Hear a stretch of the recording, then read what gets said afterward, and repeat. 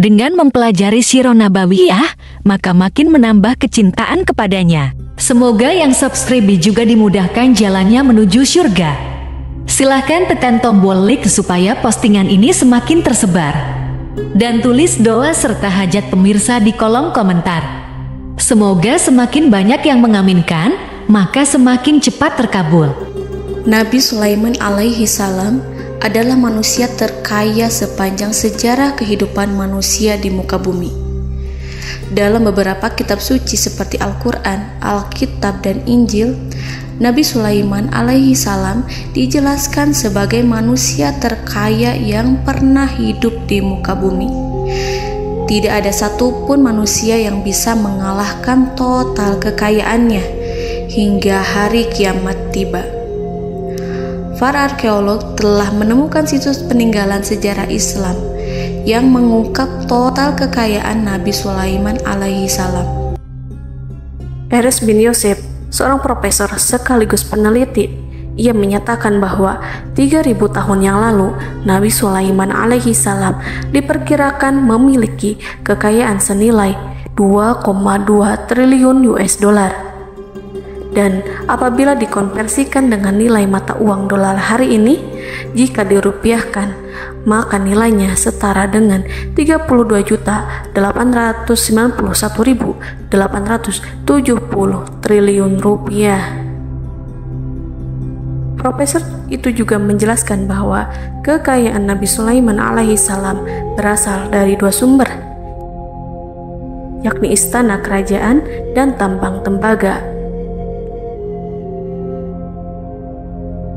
Nilai itu berkali-kali lipat lebih banyak dari total kekayaan negara Indonesia yang hanya mencapai 11.454 triliun per 30 Desember 2021. Nabi Sulaiman alaihi salam memiliki beberapa mukjizat.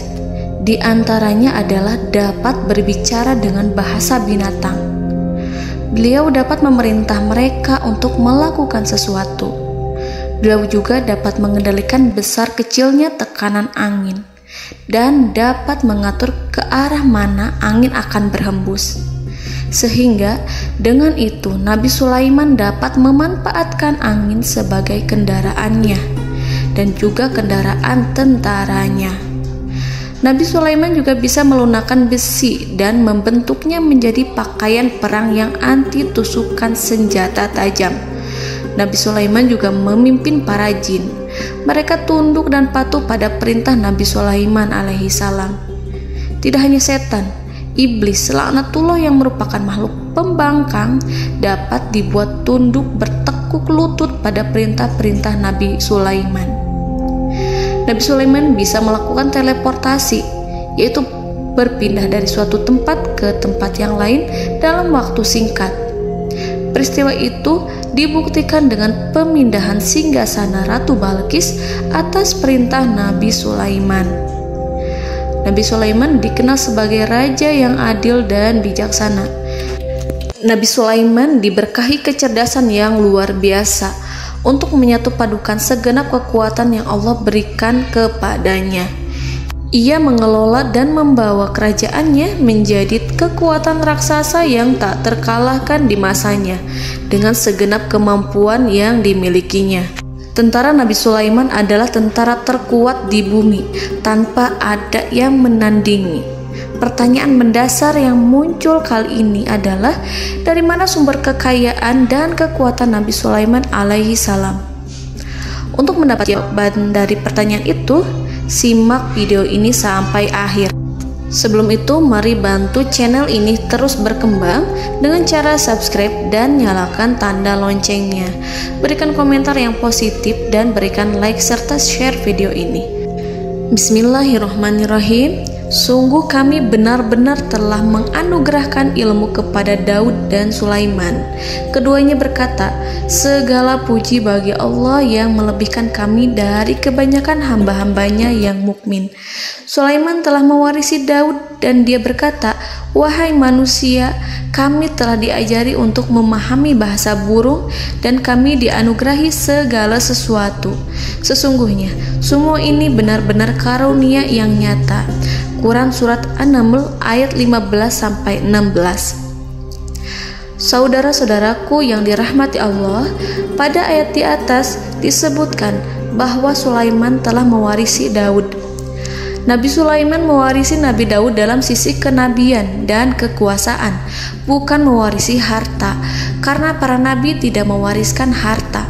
Sebab sepeninggalan mereka, harta para nabi menjadi sedekah bagi orang-orang yang ada di sekitarnya, yaitu orang-orang fakir dan orang-orang yang membutuhkan.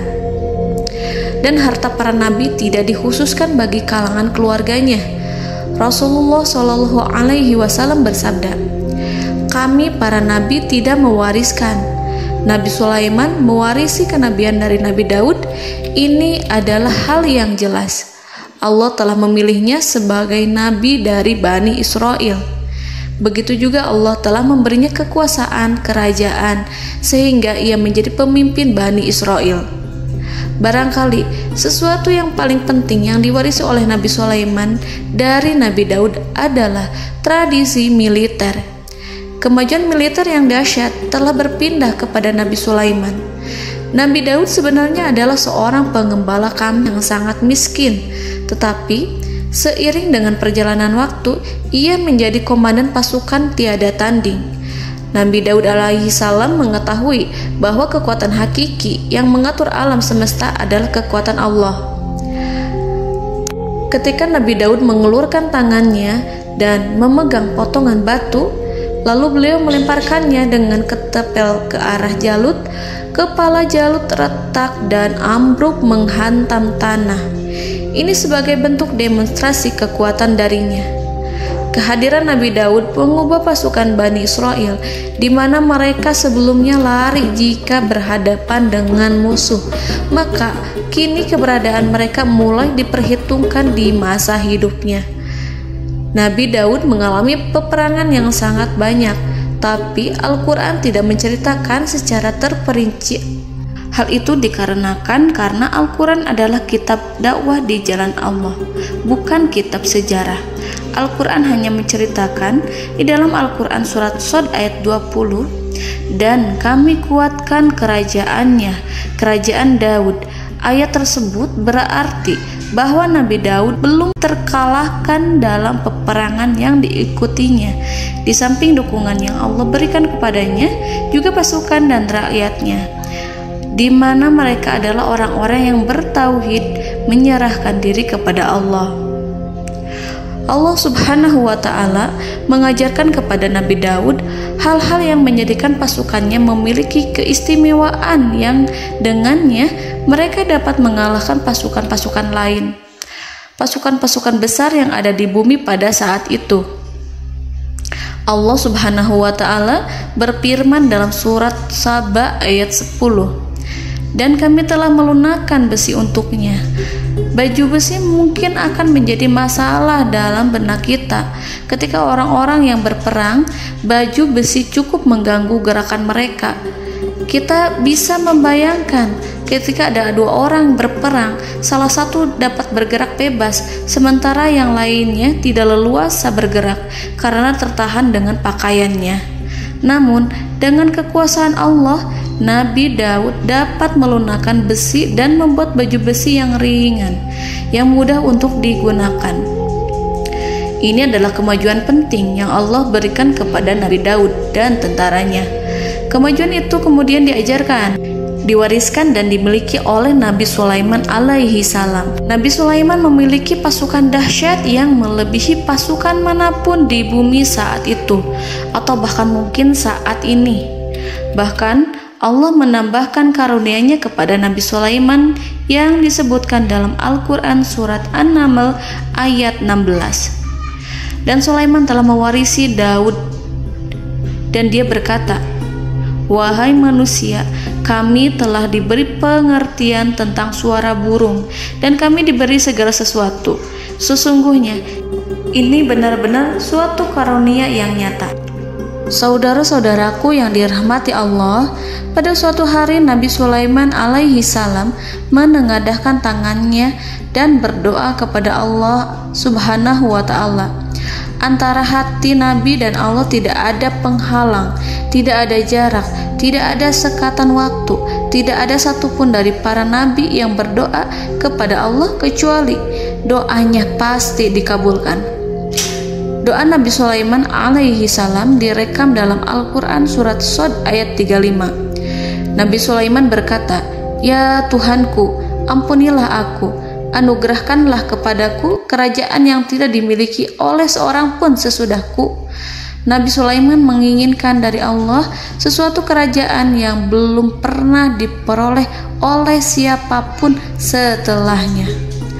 Allah Subhanahu wa ta'ala mengabulkan doa Nabi Sulaiman dan memberinya kerajaan tersebut.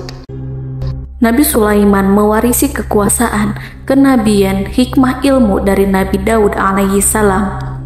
Orang-orang menyebut Nabi Sulaiman Al-Hakim, Sulaiman yang bijaksana. Kebijaksanaan Nabi Sulaiman tidak terbatas pada keadilannya di tengah-tengah manusia dan juga kasih sayangnya kepada mereka. Namun, kebijaksanaan Nabi Sulaiman juga berlaku di kalangan burung dan binatang lainnya. Nabi Daud juga mengenal bahasa burung, tetapi Nabi Sulaiman dapat berbicara dengan bahasa burung. Bahkan, ia dapat menggantikannya sebagai pembantunya. Ketika Nabi Daud bertasbih di gunung, burung-burung serta binatang buas ikut bertasbih bersamanya. Bahkan angin pun berhenti untuk mendengarkan tasbih itu. Sedangkan Nabi Sulaiman alaihi salam, Allah Subhanahu wa ta'ala memberinya karunia lebih dari itu, di mana binatang-binatang buas tunduk padanya, begitu juga angin dan burung.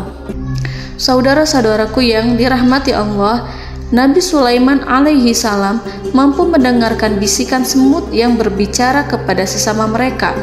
Bahkan ia mampu memerintahkan semut tersebut sehingga semut itu menjadi taat pada perintahnya. Pasukan Nabi Sulaiman memiliki kekuatan yang sangat dahsyat. Belum pernah ada di dunia ini satu pasukan pun yang memiliki kekuatan seperti itu. Kekuatan Nabi Sulaiman berasal dari beberapa kombinasi yang sangat mengagumkan, sehingga karenanya ia tidak dapat tertandingi. Kekuatan itu terdiri dari manusia, binatang-binatang, jin, dan lain sebagainya. Kita mengetahui bahwa jin adalah makhluk Allah dan manusia tidak mampu melihatnya atau menghadirkannya atau meminta pertolongan kepadanya. Sedangkan Nabi Sulaiman telah diberi Allah suatu kemampuan untuk menundukkan jin, memperkerjakan mereka sebagai tentara di tengah-tengah peperangan. Bahkan ia mampu menjadikan mereka sebagai pekerja-pekerja kasar di kerajaannya saat tidak ada peperangan. Oleh sebab itu, ketika ada pasukan lain yang mencoba melawan pasukan Nabi Sulaiman, mustahil mereka akan mendapatkan kemenangan. Bahkan pasukan Nabi Sulaiman diperkuat oleh pasukan burung. Burung di pasukan Nabi Sulaiman memerankan tugas penting, yaitu menjadi agen intelijen. Kita mengetahui bahwa peranan informasi saat peperangan adalah hal yang penting. Dari informasi tersebut, pasukan dapat mengetahui keadaan lawannya. Demikianlah peranan burung pada pasukan Sulaiman. Ia terbang di tengah-tengah musuh. Kemudian, ia kembali kepada Nabi Sulaiman untuk menyampaikan berita tentang keadaan lawannya. Di samping jin dan burung, Allah juga menundukkan angin untuk Nabi Sulaiman. Nabi Sulaiman dapat memerintahkan angin dan ia mampu untuk menaiki angin tersebut. Dalam Al-Quran surat Shad ayat 36-40, Allah Subhanahu wa ta'ala berfirman, "Kami tundukkan kepada angin yang berhembus dengan baik menurut kemana saja yang dikehendaki Sulaiman. Dan kami tundukkan pula kepadanya setan-setan, semuanya ahli bangunan dan penyelam, dan setan yang lain yang terikat dalam belenggu. Inilah anugerah kami, maka berikanlah kepada orang lain atau tahanlah untuk dirimu tanpa perhitungan, dan sesungguhnya dia mempunyai kedudukan yang dekat pada sisi kami dan tempat kembali yang baik." Saudara-saudaraku yang dirahmati Allah, Allah Subhanahu wa Ta'ala juga memberikan kemampuan yang tak seorang pun dari para nabi mendapatkannya, yaitu kemampuan untuk memerintah setan. Setan adalah salah satu bagian dari jin. Ia adalah kelompok yang celaka dari bangsa jin. Kelompok ini sebenarnya tidak mampu dikuasai oleh manusia. Bahkan jin yang soleh tidak dapat mengatur setan. Adapun Nabi Sulaiman, Allah telah memberinya kekuasaan untuk menundukkan setan dan mempekerjakannya, bahkan mengikatnya dengan rantai serta menghukumnya jika ia menentang pada perintahnya. Setan membangun untuk Sulaiman istana-istana, patung-patung dan alat-alat perang. Bahkan setan-setan itu menyelam ke dasar lautan untuk mengeluarkan permata dan yakut untuk Sulaiman. Jika di antara setan yang menentang perintahnya, maka Nabi Sulaiman alaihi salam mengikatnya dengan rantai. Ini semua menunjukkan kekayaan Nabi Sulaiman dan kekuasaannya, di mana ia mampu mengatur banyak makhluk di bumi ini. Tentu saja, kemampuan itu semua adalah atas izin dari Allah Subhanahu wa Ta'ala sebagai mukjizat darinya. Allah Subhanahu wa Ta'ala berfirman dalam Al-Quran surat Saba ayat 12, dan sebagian dari jin adalah yang bekerja di hadapannya di bawah kekuasaannya dengan izin Tuhannya, dan siapa yang menyimpang di antara mereka dari perintah kami, maka kami rasakan kepadanya azab neraka yang apinya menyala-nyala. Para jin itu membuat untuk Sulaiman apa yang dikehendakinya, dari gedung-gedung yang tinggi, patung-patung, dan piring-piring yang besarnya seperti kolam, atau periuk yang tetap berada di atas tungku. Saudara-saudaraku yang dirahmati Allah, Nabi Sulaiman yang bijaksana adalah penguasa yang tak tertandingi di muka bumi. Meskipun memperoleh nikmat-nikmat khusus yang agung itu yang Allah berikan kepada Sulaiman, beliau tetap menunjukkan dirinya sebagai manusia yang paling banyak berzikir kepada Allah dan manusia yang paling banyak bersyukur di zamannya. Saudara-saudaraku yang dirahmati Allah, sebagaimana Allah Subhanahu wa Ta'ala memberikan nikmat kepada ayahnya Nabi Daud alaihi salam, di mana ia mampu melunakkan besi, dan Allah mengajarinya bagaimana cara mencairkan besi, maka Nabi Sulaiman alaihi salam dapat memanfaatkan tembaga yang cair untuk peperangan. Dan juga di saat perdamaian, pada saat peperangan, beliau mencampur tembaga dengan besi dan menjadikannya perunggu. Mereka menggunakan senjata-senjata perunggu dalam peperangan seperti pedang, baju besi, dan juga pisau. Senjata-senjata ini adalah senjata yang paling kuat pada saat itu. Sedangkan di saat damai, tembaga digunakan untuk membuat bangunan, perhiasan, dan sebagainya. Meskipun Nabi Sulaiman mendapatkan nikmat yang besar dan karunia yang khusus, Allah Subhanahu wa Ta'ala mengujinya dengan suatu ujian yang dahsyat. Ujian yang akan selalu datang kepada seorang hamba yang soleh. Ketika hamba itu mendapatkan kedudukan besar, maka ujiannya pun menjadi besar.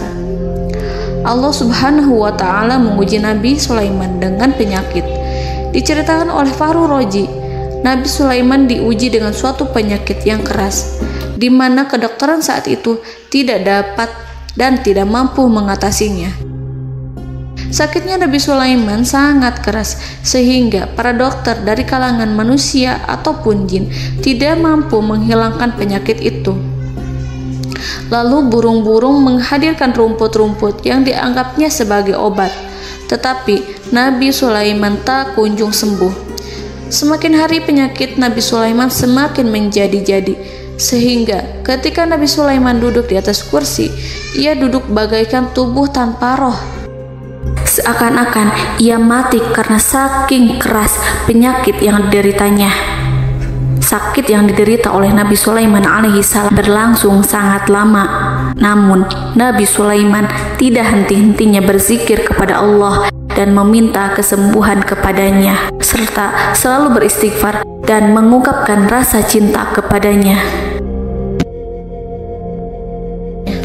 Selesailah ujian Allah terhadap hambanya Nabi Sulaiman.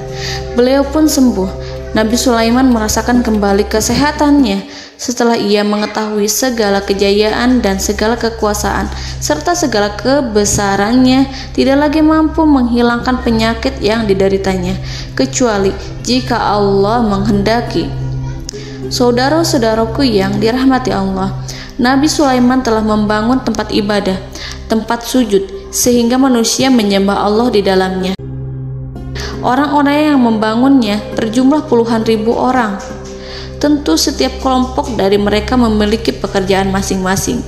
Di antara mereka ada yang mencairkan tembaga, di antara mereka ada yang tukang pahat, ada yang tukang ukir, ada yang membelah batu, ada yang memotong kayu, ada yang mendatangkan rumput-rumput dari Libanon, ada yang mendatangkan emas dan menjadikannya lempengan-lempengan yang mengkilat untuk menutupi kayu serta untuk melapisi dinding-dinding. Bahkan golongan jin pun membantu membangun tempat tersebut, tentu dengan perintah dan bimbingan Nabi Sulaiman. Mereka membuat patung-patung yang besar, membuat bejana yang besar untuk tempat makan para tentara dan pekerja, yaitu bejana seperti gunung. Karena saking berat dan besarnya, mereka juga membuat tempat-tempat minum yang besarnya seperti kolam. Nabi Sulaiman mengawasi para pekerjanya dan juga mengurusi masyarakatnya, di mana beliau mengenali problem mereka dan berusaha memecahkannya. Beliau juga mengawasi pasukan dari kalangan binatang dan burung. Beliau mengetahui apabila ada satu di antara mereka yang tidak datang, kemana ia pergi serta mengapa ia pergi. Nabi Sulaiman menguasai pengetahuan itu semua. Nabi Sulaiman bukan hanya mengetahui problem tentara-tentaranya dari kalangan manusia ataupun tentaranya dari kalangan burung, namun ia juga menunjukkan kasih sayang terhadap semut, di mana beliau mendengar bisikannya dan tidak suka untuk menginjaknya. Nabi Sulaiman selalu menundukkan kepalanya ke bumi sebagai bentuk rasa rendah diri dan syukur kepada Allah. Pada suatu hari, Nabi Sulaiman alaihi salam berjalan di depan tentaranya dan tiba-tiba ia mendengar suara semut yang berkata kepada temannya dari kalangan semut. Hal itu terekam dalam Al-Quran surat An-Naml ayat 18-19. Wahai semut-semut, masuklah ke dalam sarang-sarangmu agar kamu tidak terinjak oleh Sulaiman dan tentaranya, sedangkan mereka tidak menyadarinya. Nabi Sulaiman alaihi salam tersenyum mendengar itu dan ia berdoa, "Ya Allah, ya Tuhanku, berilah aku ilham untuk tetap mensyukuri nikmat-Mu yang telah Engkau anugerahkan kepadaku dan kepada kedua orang ibu bapakku, dan untuk mengerjakan amal soleh yang Kau ridhoi, dan masukkanlah aku ke dalam rahmat-Mu, ke dalam golongan hamba-hamba-Mu yang soleh." Saudara-saudaraku yang dirahmati Allah, meskipun Nabi Sulaiman mendapatkan kekuasaan dan memiliki tentara yang besar, namun beliau menunjukkan kasih sayang terhadap bangsa semut. Beliau mendengarkan bisikannya dan melihat semut yang ada di depannya. Oleh karena itu, tak mungkin baginya untuk menginjak golongan semut itu. Nabi Sulaiman bersyukur kepada Allah telah memberinya nikmat, yaitu nikmat rahmat dan kasih sayang. Di samping itu, Nabi Sulaiman alaihi salam adalah orang paling kaya di dunia. Istananya terbuat dari kayu gaharu yang memiliki wangi harum. Istananya terbuat dari emas yang terkadang dari kristal. Beliau juga memiliki kursi besar yang terbuat dari emas dan permata. Istana Nabi Sulaiman merupakan istana yang paling besar di dunia. Nabi Sulaiman menggunakan pakaian dari emas dan permata. Meskipun demikian, Nabi Sulaiman tetap menunjukkan sebagai hamba yang berserah diri dan rendah diri di hadapan Allah Subhanahu wa Ta'ala. Nabi Sulaiman yang merendahkan diri di hadapan Allah, ia selalu sujud kepada Allah, sebagaimana ayahnya yang selalu bertasbih pada Allah. Nabi Sulaiman selalu melantunkan lagu-lagu cinta ilahi dan hanya memuji Allah Subhanahu wa Ta'ala. Pada suatu hari, Nabi Sulaiman alaihi salam mengeluarkan perintah kepada pasukannya untuk bersiap-siap. Kemudian, Nabi Sulaiman keluar dan memeriksa pasukannya satu demi satu. Kelompok yang pertama adalah kelompok manusia. Nabi Sulaiman memperhatikan kesiapan mereka. Lalu Nabi Sulaiman mengeluarkan perintah-perintah kepada mereka. Kemudian Nabi Sulaiman memeriksa kelompok jin dan menyampaikan perintahnya kepada mereka. Beliau memenjarakan jin yang tampak bermalas-malasan saat bekerja. Lalu beliau memeriksa binatang dan berkata kepada mereka, apakah mereka sudah makan dengan baik? Apakah mereka tidur dengan nyenyak? Apakah ada yang mengadu pada mereka, misalkan karena penyediaan makanan yang tidak layak? Apakah ada di sana yang sakit dan lain sebagainya? Ketika Nabi Sulaiman merasa puas dengan semuanya, Nabi Sulaiman memasuki tenda tempat berkumpulnya para burung. Nabi Sulaiman alaihi salam kemudian memasuki tenda tersebut, mengamati keadaan di sekitarnya, sehingga beliau mengetahui bahwa ada satu burung yang tidak hadir, yaitu burung hudhud. Mengapa aku tidak melihat burung hudhud? Burung-burung yang lain tampak terdiam sebagai penghormatan, dan mereka mendengarkan apa yang akan dikatakan pemimpin mereka. Nabi Sulaiman mengarahkan pandangannya pada semua burung dan tidak menemukan burung hudhud di antara mereka. Tak seekor burung pun yang mengetahui keberadaannya. Burung hudhud absen pada apel wajib kali ini. Nabi Sulaiman mulai menampakkan kemarahannya. Tiba-tiba, seekor burung kecil memberanikan diri untuk berkata kepada Nabi Sulaiman, "Wahai Nabi yang mulia, seharusnya hudhud ada bersamaku kemarin untuk melaksanakan tugas penyelidikan. Ia adalah pemimpin misi itu. Namun, burung hudhud belum datang. Oleh karena itu, aku tidak pergi bersamanya." Burung itu tampak gemetar. Nabi Sulaiman mengetahui bahwa hudhud tidak hadir dan tak seorang pun mengetahui kemana ia pergi. Burung hudhud pergi tanpa izin terlebih dahulu. Dalam keadaan marah, Nabi Sulaiman berkata, "Sungguh aku benar-benar akan mengazabnya dengan azab yang sangat keras atau benar-benar menyembelihnya, kecuali jika ia benar-benar datang kepadaku dengan alasan yang jelas."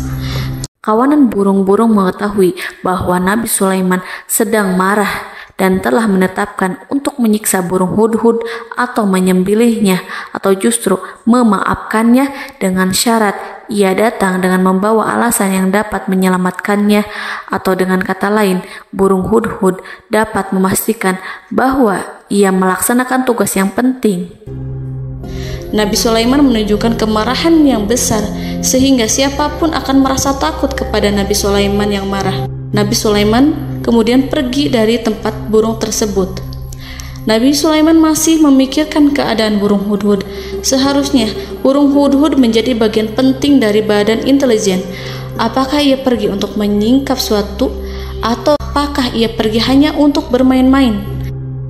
Nabi Sulaiman telah memperhatikan dan mengetahui bahwa burung hudhud adalah seekor burung yang cerdik dan juga fasih berbicara.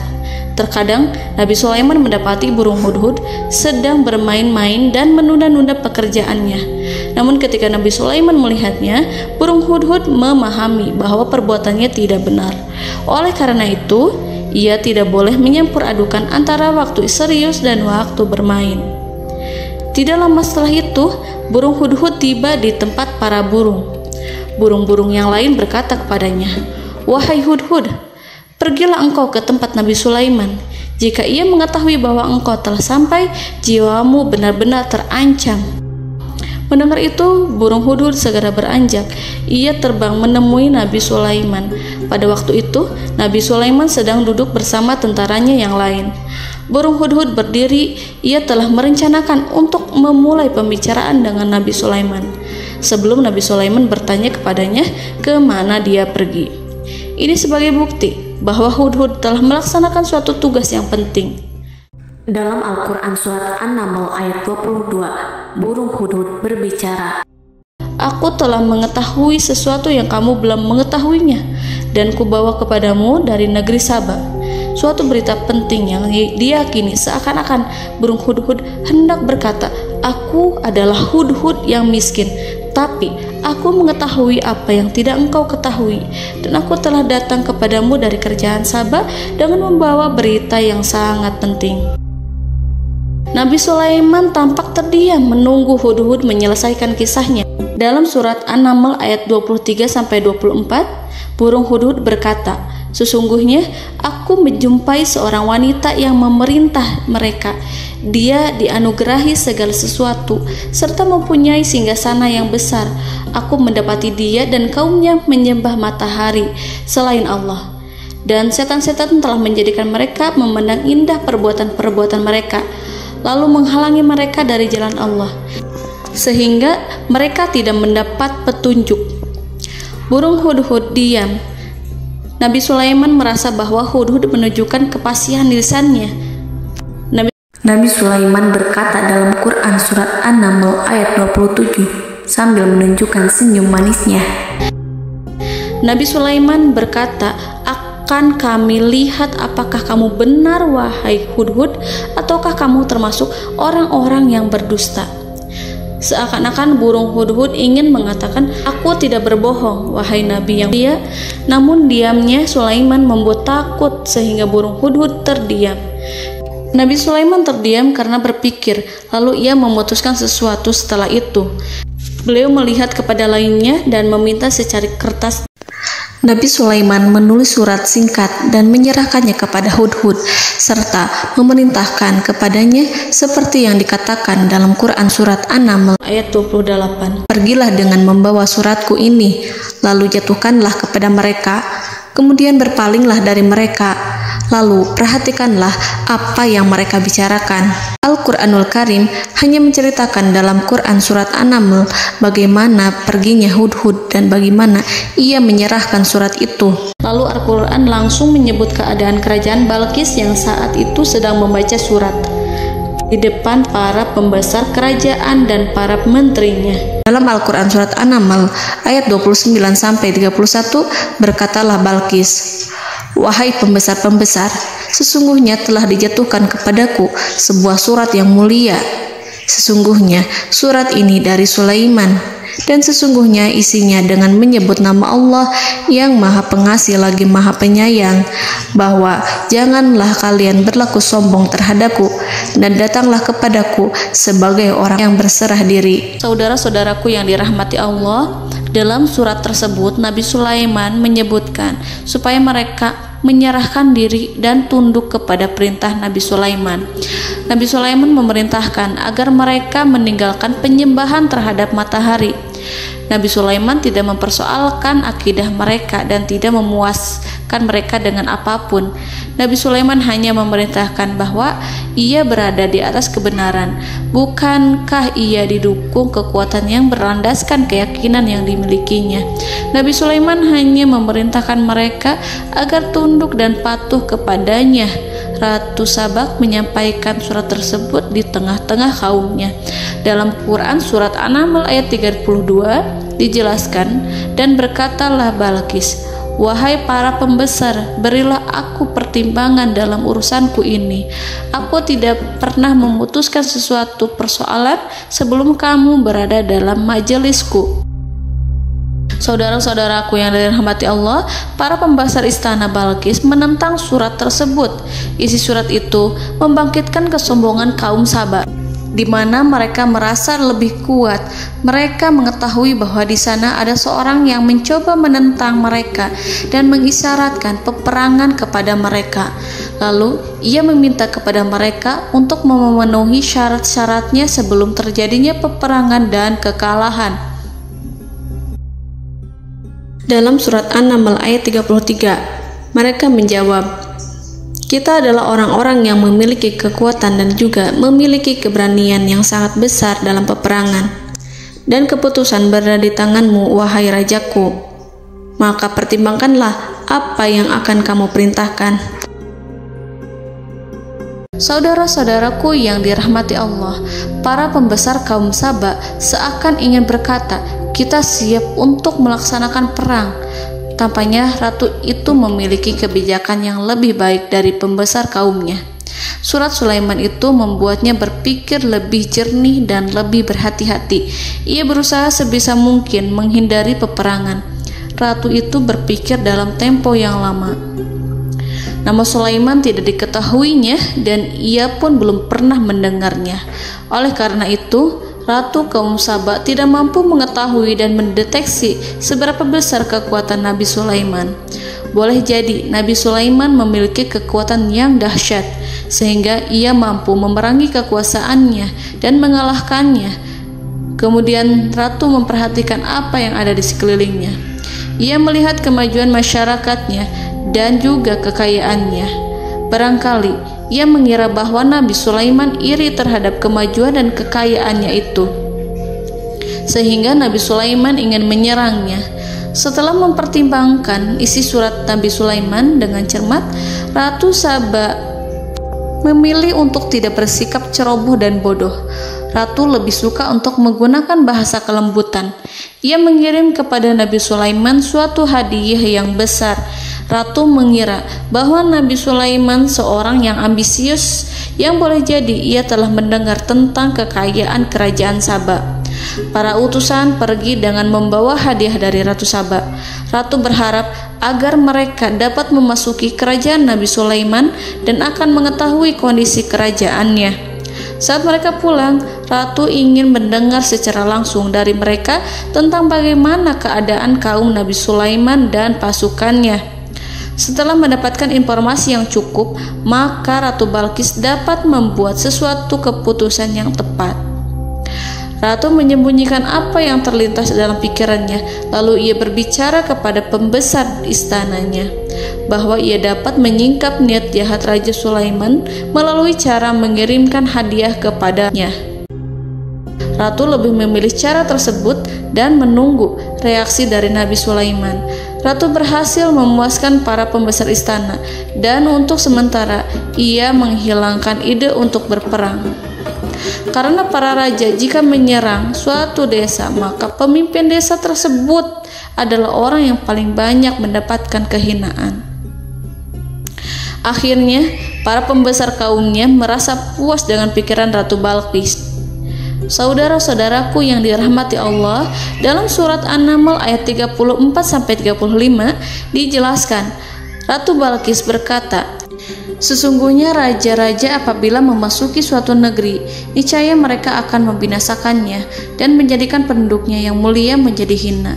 Dan demikian pula lah yang akan mereka perbuat. Dan sesungguhnya aku akan mengirim utusan kepada mereka dengan membawa hadiah, dan aku akan menunggu apa yang akan dibawa kembali oleh utusan itu." Kemudian sampailah hadiah dari Ratu Balqis kepada Nabi Sulaiman. Para intelijen Nabi Sulaiman memberitahunya bahwa utusan Balqis datang dengan membawa hadiah. Nabi Sulaiman langsung mengetahui bahwa Ratu Balqis itu sengaja mengirim orang-orangnya untuk mengetahui atau untuk mendapatkan informasi tentang kekuatannya. Lalu setelah itu ia akan mengambil keputusan atau mengambil sikap kepada kerajaan Sulaiman. Nabi Sulaiman segera memanggil semua pasukannya untuk berkumpul. Utusan Balqis segera memasuki istana Nabi yang dipenuhi dengan pasukan yang besar bersenjata. Melihat itu, utusan Ratu Balqis tercengang dan terkejut ketika mereka melihat kekayaan yang mereka bawa tidak ada apa-apanya dibandingkan dengan kerajaan Nabi Sulaiman. Hadiah mereka tampak tidak berarti. Emas yang mereka bawa tampak tidak memiliki makna saat mereka memasuki istana Nabi Sulaiman yang terbuat dari kayu-kayu pohon gaharu yang mengeluarkan bau yang harum serta dihiasi dengan emas permata. Para utusan Ratu Balqis berdiri bersama Nabi Sulaiman dan menyaksikan bagaimana Nabi Sulaiman mengendalikan pasukannya. Kemudian mereka mulai berpikir tentang kekuatan dan kualitas pasukan Nabi Sulaiman. Betapa kagetnya mereka ketika melihat di tengah-tengah pasukan itu terdapat singa, burung, dan tentara dari kalangan manusia yang mampu terbang. Mereka pun sadar bahwa mereka di hadapan pasukan yang tiada tandingannya. Selesailah demonstrasi pasukan Nabi Sulaiman. Kemudian para utusan ratu dipersilahkan maju ke tempat hidangan makanan. Para utusan itu sangat terkejut ketika melihat berbagai macam makanan dari penjuru dunia ada di depannya. Dan di antara makanan itu terdapat pula makanan yang biasa ditemukan di negeri mereka. Tetapi mereka melihat bahwa makanan itu memiliki rasa yang lebih istimewa. Selain itu, piring-piring yang ada di depan mereka terbuat dari emas dan mereka dilayani oleh laki-laki yang berhias dengan emas. Di meja makan itu terdapat burung, ikan laut, dan berbagai macam daging yang mereka tidak mampu lagi membedakan daging apa itu. Nabi Sulaiman tidak makan bersama mereka, tapi beliau makan dengan menggunakan piring yang terbuat dari kayu. Beliau memakan roti yang kering yang dicampur dengan minyak. Inilah makanan yang dipilih Nabi Sulaiman. Makan bersama mereka dalam keadaan diam, mereka merasa kehadiran Nabi Sulaiman menciptakan suatu wibawa yang luar biasa. Selesai perjamuan itu, lalu dengan sangat malu mereka menyerahkan hadiah dari Ratu Balqis kepada Nabi Sulaiman. Hadiah itu berupa emas yang bagi mereka hadiah itu sangat bernilai tinggi. Tapi di sini hadiah itu tampak kecil di hadapan kekayaan Nabi Sulaiman yang sangat mengagumkan. Nabi Sulaiman memperhatikan hadiah dari Ratu Balqis itu dan berkata dalam Quran surat An-Naml ayat 36, "Maka apa yang diberikan Allah kepadaku lebih baik daripada apa yang diberikannya kepadamu, tetapi kamu merasa bangga dengan hadiahmu." Saudara-saudaraku, Raja Sulaiman menyingkap dengan kata-katanya yang singkat itu penolakannya terhadap hadiah mereka. Ia memberitahu utusan itu bahwa ia tidak menerima hadiah tersebut. Ia tidak merasa puas dengan hadiah itu. Yang membuatnya puas hanyalah, janganlah kalian berlaku sombong terhadapku dan datanglah kepadaku sebagai orang-orang yang berserah diri. Lalu Nabi Sulaiman berkata kepada mereka dengan pelan. Hal itu diabadikan dalam Al-Quran surat An-Naml ayat 37. "Kembalilah kepada mereka, sungguh kami akan mendatangi mereka dengan bala tentara yang mereka tidak kuasa melawannya. Dan pasti kami akan mengusir mereka dari negara itu, yaitu negeri Saba, dengan terhina. Dan mereka akan menjadi tawanan-tawanan yang hina." Saudara-saudaraku yang dirahmati Allah, Nabi Sulaiman kemudian meninggalkan para utusan ratu setelah terlebih dahulu mengancam mereka. Para utusan itu berharap agar Nabi Sulaiman mau menunggu kunjungan Ratu Balqis yang akan membawa misi perdamaian. Akhirnya, sampailah para utusan Ratu Balqis ke negeri Saba. Mereka segera menuju istana sang ratu. Mereka memberitahu bahwa negeri mereka ada di ujung tanduk. Mereka menceritakan kepada ratu tentang kekuatan Nabi Sulaiman dan tidak mungkin bagi mereka mampu melawannya. Mereka meyakinkan Ratu Balqis bahwa ia harus mengunjunginya dan melihat sendiri bagaimana kebesaran kerajaan Nabi Sulaiman. Kemudian Ratu Balqis menyiapkan dirinya untuk pergi menuju kerajaan Nabi Sulaiman. Nabi Sulaiman duduk di kursi kerajaan di tengah-tengah para pembesarnya dan para menterinya, serta para komandan pasukannya. Beliau berpikir tentang sosok Balqis. Nabi Sulaiman mengetahui bahwa Balqis menuju tempatnya. Balqis dikelilingi rasa takut. Nabi Sulaiman berpikir sejenak tentang bagaimana matahari disembah. Ia memikirkan bagaimana informasi yang diterima oleh intelijennya tentang kemajuan kerajaan Balqis dalam bidang kesenian dan ilmu pengetahuan. Nabi Sulaiman bertanya kepada dirinya sendiri, apakah kemajuan menjadi penghalang untuk mengetahui kebenaran? Apakah ratu itu senang dengan kekuatan yang dicapainya? Dan ia membayangkan bahwa kekuatannya adalah segalanya. Dengan kemajuan yang dimilikinya, Nabi Sulaiman ingin membuat kejutan agar ratu mengetahui bahwa Islam yang diyakini oleh Nabi Sulaiman adalah satu-satunya yang mampu mendatangkan kemajuan dan kekuatan yang hakiki, sehingga ia dapat membandingkan antara keyakinannya dalam menyembah matahari beserta kemajuan yang dicapainya dengan keyakinan Nabi Sulaiman beserta kemajuan yang diraihnya. Saudara-saudaraku yang dirahmati Allah, para mata-mata Nabi Sulaiman telah memberitahunya bahwa hal yang sangat disegani dan dikagumi oleh kaum Balqis adalah kerajaan Saba, yaitu singgasana Ratu Balqis. Singgasana itu terbuat dari emas dan batu delima. Singgasana tersebut dijaga oleh penjaga yang sangat disiplin, di mana mereka tidak pernah lalai sedikit pun. Oleh karena itu, sangat tepat apabila Nabi Sulaiman menghadirkan singgasananya di sini, di kerajaannya. sehingga ketika ratu tiba, maka ia dapat duduk di atasnya. Nabi Sulaiman ingin membuat kejutan kepadanya dan menunjukkan bahwa kemampuannya tersebut yang berlandaskan pada keislaman. Nabi Sulaiman melakukan yang demikian itu dengan harapan agar si ratu tunduk kepadanya. Ide itu terlintas dalam diri Nabi Sulaiman. Lalu ia mengangkat kepalanya dan menoleh kepada anak buahnya. Hal itu diabadikan dalam Quran Surat An-Naml ayat 38. Wahai para pembesar, siapakah di antara kamu sekalian yang sanggup membawa singgasananya kepadaku sebelum mereka datang kepadaku sebagai orang-orang yang berserah diri? Saudara-saudaraku, perhatikanlah ungkapan pikiran Nabi Sulaiman tersebut. Semua pemikirannya berkisar tentang keislaman para penyembah matahari, tentang bagaimana beliau dapat memberikan petunjuk kepada mereka di jalan Allah. Yang pertama menjawab pertanyaan Nabi Sulaiman adalah jin Ifrit. Dalam Quran Surat An-Naml ayat 39, berkatalah Ifrit yang cerdik dari golongan jin, "Aku akan datang kepadamu dengan membawa singgasana itu sebelum kamu berdiri dari tempat dudukmu. Sesungguhnya aku benar-benar kuat untuk membawanya, lagi dapat dipercaya." Nabi Sulaiman berdiri dari tempat duduknya. Setelah 1 jam atau 2 jam, jin itu berjanji kepadanya untuk menghadirkan singgasana Balkis. Sebelum itu, istana Nabi Sulaiman di Palestina, sedangkan istana Balkis terletak di Yaman. Antara singgasana tersebut dengan singgasana Nabi Sulaiman berjarak lebih dari ribuan mil. Barangkali pesawat yang cepat sekalipun yang kita kenal hari ini tidak akan mampu membawa dan mendatangkan istana itu dalam waktu 1 jam. Tetapi masalahnya di sini, berhubung dengan kekuatan jin yang serba misterius, Nabi Sulaiman tidak mengomentari sedikit pun terhadap apa yang dikatakan oleh Ifrit. Nabi Sulaiman tampak menunggu tanggapan lain yang mampu menghadirkan singgasana Balkis yang lebih cepat dari jin Ifrit. Nabi Sulaiman menoleh kepada seorang yang di sana, yang duduk di atas naungan.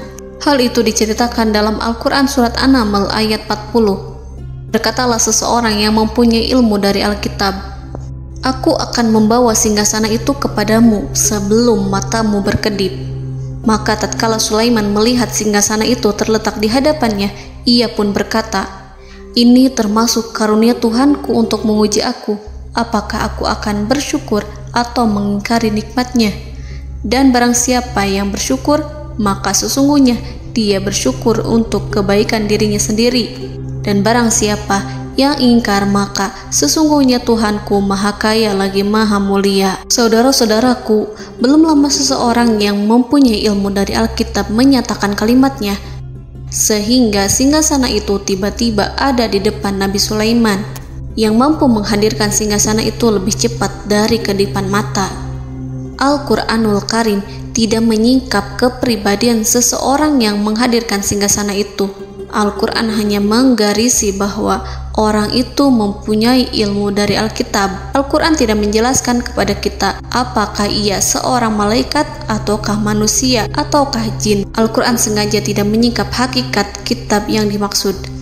Saudara-saudaraku yang dirahmati Allah, setelah melihat singgasana itu, Nabi Sulaiman bersyukur kepada Allah. Ia mulai memperhatikan singgasana sang ratu. Singgasana tersebut merupakan simbol pembangunan dan juga kemajuan, tetapi tampaknya ia hanya sesuatu yang biasa saja jika dibandingkan dengan kekuasaan dan kebesaran ciptaan yang dibuat oleh manusia dan jin di kalangan istana Nabi Sulaiman. Nabi Sulaiman memikirkan dalam tempo yang sangat lama singgasana Ratu Balkis itu. Kemudian beliau memerintahkan agar singgasana itu diperbaiki, sehingga saat Ratu Balkis datang, dia akan mengujinya. Apakah Ratu Balkis dapat mengenali singgasananya ataukah tidak? Dalam Al-Quran Surat An-Naml ayat 41, Nabi Sulaiman berkata, "Ubahlah baginya singgasananya, maka kita akan melihat apakah dia mengenal ataukah dia termasuk orang-orang yang tidak mengenalnya." Saudara-saudaraku yang dirahmati Allah, Nabi Sulaiman memerintahkan agar dibangun istana yang akan digunakan untuk menyambut Ratu Balkis. Nabi Sulaiman memilih tempat di laut, dan ia memerintahkan agar dibangun suatu istana di mana sebagian besarnya terdiri dari air laut. Nabi Sulaiman memerintahkan agar lantainya itu terbuat dari kaca yang tebal dan kuat, sehingga orang-orang yang berjalan di atas istana itu akan dapat melihat di bawahnya ada ikan-ikan berwarna-warni yang berenang-renang. Dan mereka akan melihat rumput-rumput laut yang bergerak-gerak. Akhirnya, selesailah pembangunan istana itu. Saking bersihnya kaca lantainya, sehingga tampak di sana tidak ada kaca. Burung hudhud memberitahu Nabi Sulaiman bahwa Balqis telah sampai dekat kerajaannya. Kemudian Ratu Balqis datang. Al-Quran tidak menyebutkan keadaan Nabi Sulaiman saat menyambut Balqis, namun Al-Quran menunjukkan dua sikap Ratu Balqis. Yang pertama, bagaimana sikap Balqis ketika pertama kali melihat singgasananya yang datang mendahuluinya, padahal ia telah meninggalkan pengawalannya untuk tetap setia menjaga singgasananya itu. Keadaan kedua adalah keadaan di depan istana yang dibangun untuk penyambutan Balqis. Istana itu penuh dengan permata yang berenang-renang di bawahnya ikan-ikan. Dalam Quran Surat An-Naml ayat 42 dijelaskan, dan ketika Balqis datang, ditanyakanlah kepadanya, "Serupa inikah singgasanamu?" Balqis menjawab, "Seakan-akan singgasana ini adalah singgasanaku. Kami telah diberi pengetahuan sebelumnya, dan kami adalah orang-orang yang berserah diri." Saudara-saudaraku, pada dialek di atas, Balqis melihat singgasananya dan ia tercengang saat mengetahui bahwa itu adalah singgasana miliknya. Namun kemudian ia mulai ragu karena melihat tidak sepenuhnya itu singgasana miliknya. Jika itu benar-benar miliknya, lalu bagaimana ia datang mendahuluinya? Dan bila bukan singgasananya, maka bagaimana Sulaiman dapat meniru sepersis dan seteliti itu? Padahal Sulaiman tidak pernah sekalipun ke kerajaannya. Nabi Sulaiman berkata saat melihat Balqis mengamati singgasananya, "Apakah ini singgasanamu?" Balqis terlihat sangat kebingungan, namun setelah itu ia menjawab, "Sepertinya benar." Nabi Sulaiman berkata, "Kami telah diberi ilmu sebelumnya dan kami sebagai orang-orang muslim."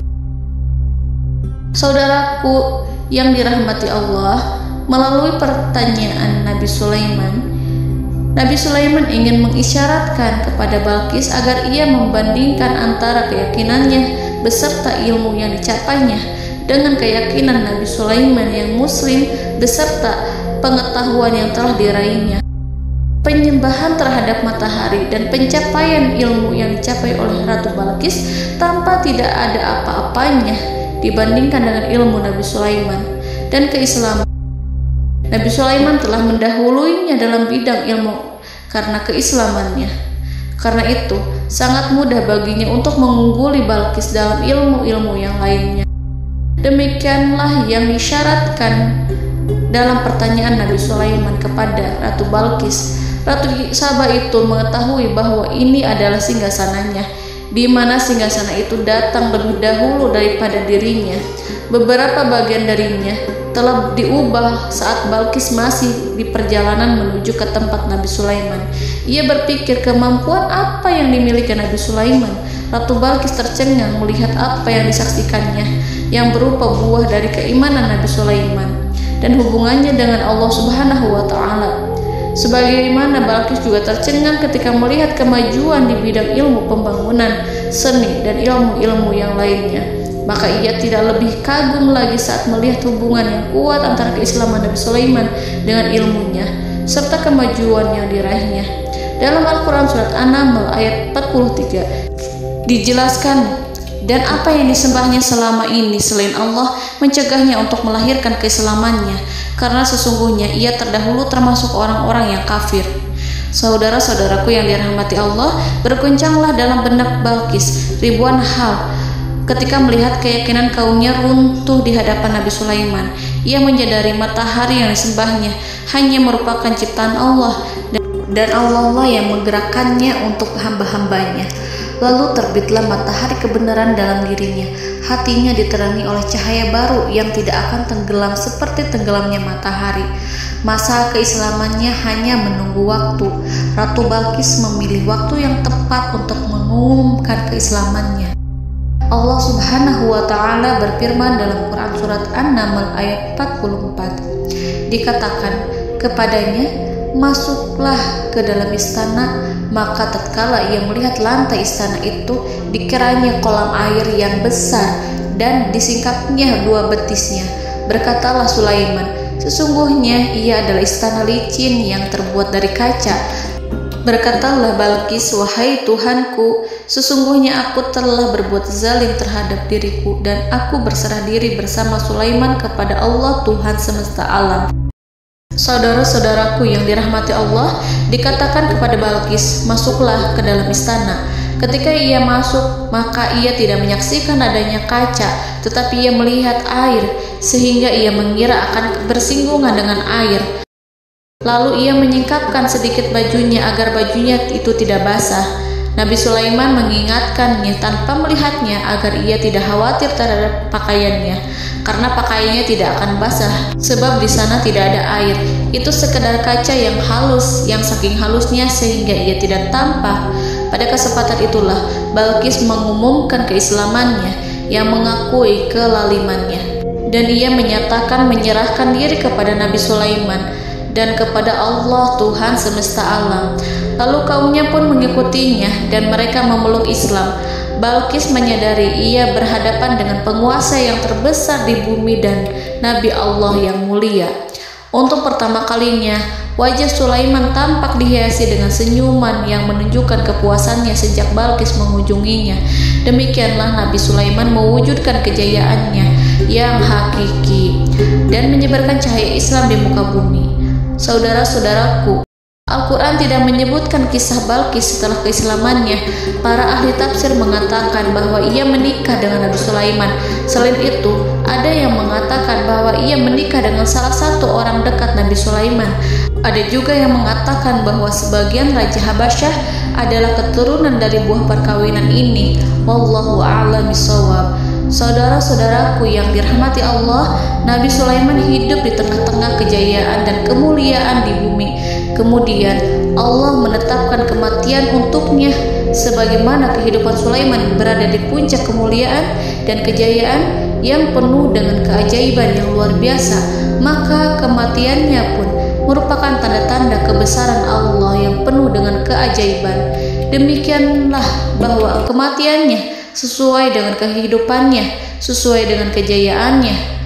Allah berfirman tentang kematian Sulaiman di dalam Al-Quran Surat Saba ayat 14. Maka tatkala kami telah menetapkan kematian Nabi Sulaiman, tidak ada yang menunjukkan kepada mereka kematiannya itu kecuali rayap yang memakan tongkatnya.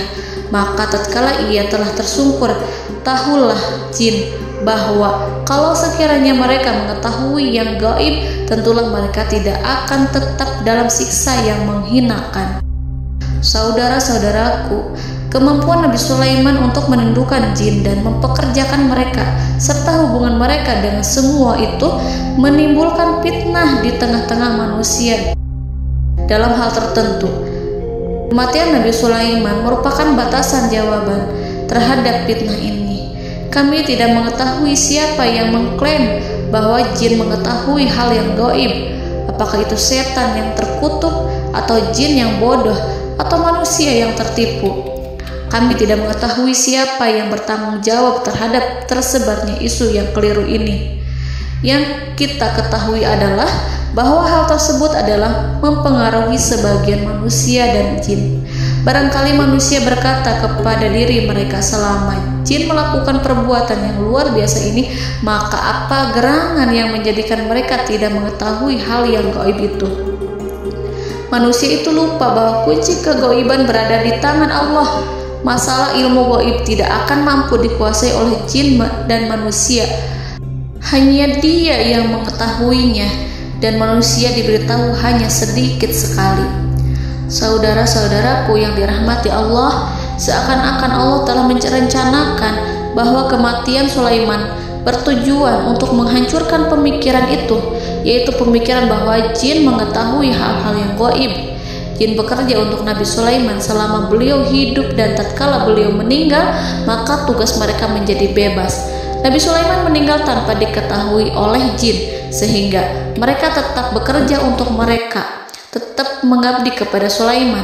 Seandainya mereka mengetahui hal yang gaib, niscaya mereka tidak akan meneruskan pekerjaan mereka. Saudara-saudaraku, pada suatu hari Nabi Sulaiman memasuki mihrabnya untuk itikaf ibadah dan beribadah kepada Allah. Tak seorang pun yang berani mengganggu khalwatnya. Mihrab Sulaiman terletak di puncak gunung dan dindingnya terbuat dari permata. Pada suatu hari, Nabi Sulaiman duduk bersandar pada tongkatnya dan ia tampak tenggelam dalam tafakur. Beliau berzikir pada Allah hingga rasa kantuk menguasainya. Lalu setelah itu malaikat maut menemuinya. Nabi Sulaiman pun meninggal. Beliau bersandar kepada tongkatnya. Jin melihatnya dan mengira bahwa beliau sedang sholat, sehingga mereka pun terus melanjutkan pekerjaannya. Berlalulah hari demi hari yang panjang. Datanglah rayap, yaitu semut kecil yang memakan kayu. Hewan itu mulai memakan tongkat Nabi Sulaiman.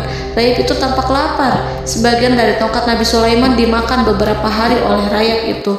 Ketika yang dimakannya semakin bertambah, maka tongkat itu pun menjadi rusak dan kemudian jatuh dari tangan Nabi Sulaiman alaihi salam.